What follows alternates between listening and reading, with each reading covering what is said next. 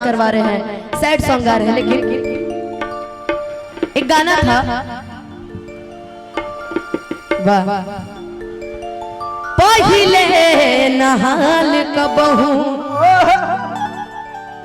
ये सच में मेरे दिल की ये बात है भाई, कोई माने ना माने। ऐसन रहे दिल के कि कुछ बुझात नहीं के तोहसे गइल मिल के।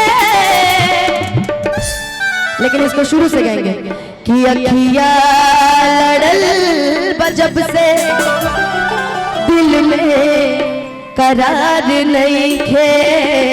अखिया लड़ल बजब से दिल में करार नहीं खे। हम कैसे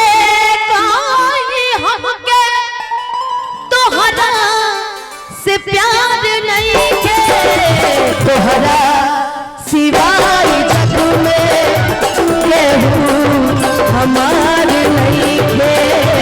अखिया लड़ल बजब से दिल में करार नहीं है।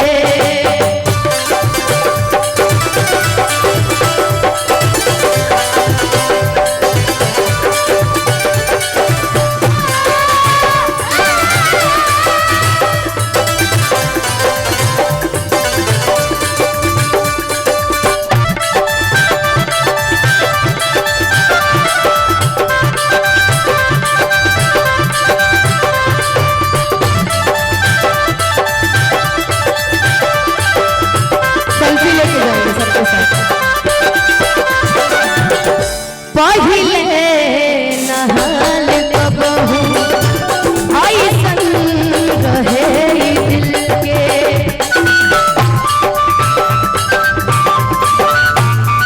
पहिले नहाल कबहू ऐसन रहे दिल के। कुछ बुझात नहीं के तोहसे कहो गइल मिल के।